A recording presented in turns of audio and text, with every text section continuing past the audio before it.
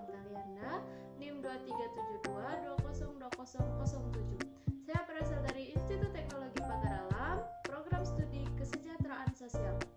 Tujuan saya membuat video ini adalah untuk memenuhi ujian tengah semester mata kuliah Community Organization.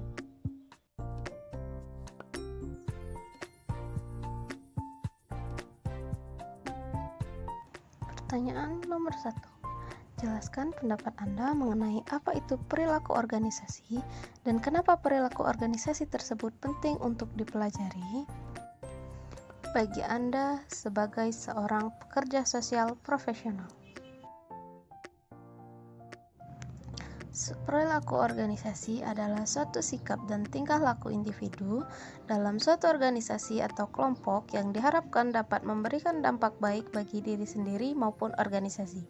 Tujuan pertama untuk mempelajari perilaku organisasi adalah untuk dapat memahami dan menjelaskan kejadian-kejadian yang terjadi dalam organisasi. Dengan demikian, kita dapat mengembangkan cara berpikir tentang kejadian-kejadian di dalam lingkungan organisasi. Memahami perilaku yang terjadi dalam lingkungan organisasi saja belum cukup, sehingga tujuan yang kedua mempelajari perilaku organisasi adalah agar kita dapat meramalkan kejadian-kejadian tersebut. Tujuan yang sangat penting dalam mempelajari perilaku organisasi adalah mengendalikan perilaku-perilaku dalam organisasi. Kemampuan kita untuk mengendalikan moralitas dan perilaku dari anggota organisasi menjadi isu yang sangat penting pada masa sekarang.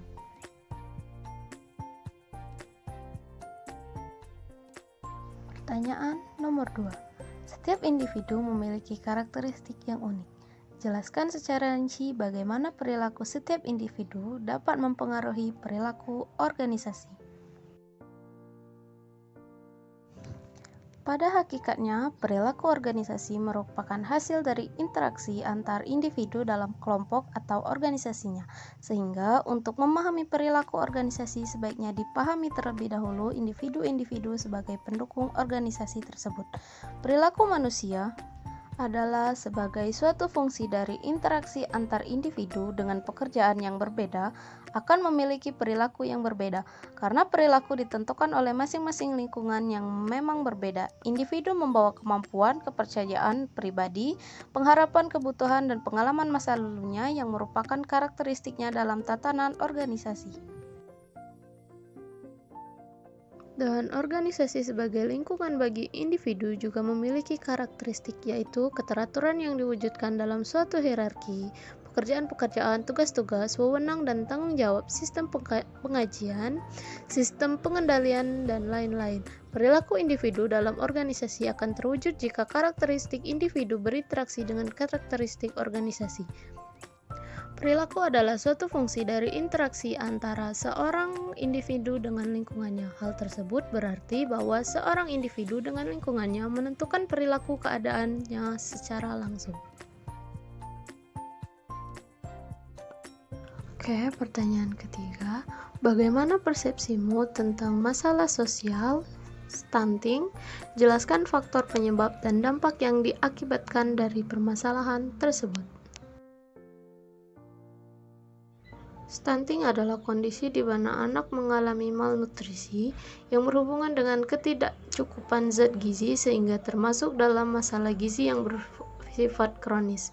Masalah gizi kronis yang disebabkan oleh asupan gizi yang berkurang dalam waktu cukup lama akibat pemberian asupan makanan yang tidak sesuai dengan kebutuhan gizi. Stunting atau anak pendek digambarkan sebagai gagal tumbuh bagi anak balita akibat dari kekurangan gizi kronis sehingga anak terlalu pendek untuk usianya. Stunting juga menggambarkan status gizi kurang yang bersifat kronis pada masa pertumbuhan dan perkembangan sejak awal lahir.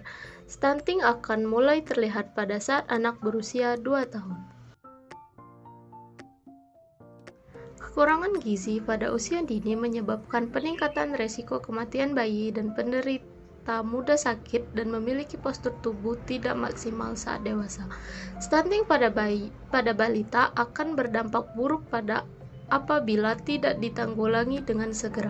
Beberapa dampak jangka pendek yang dapat ditimbulkan akibat stunting meliputi kenaikan angka kematian, perkembangan balita tidak optimal, penurunan fungsi kognitif, penurunan fungsi kekebalan tubuh, obesitas, serta rentan terhadap penyakit tidak menular.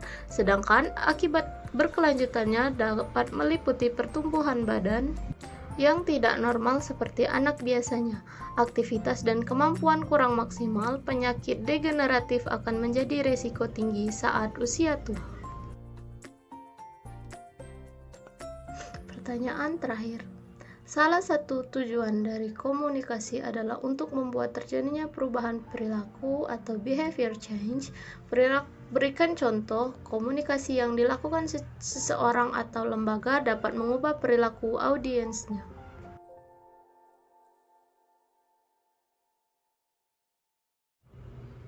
Contohnya seperti komunikasi efektif.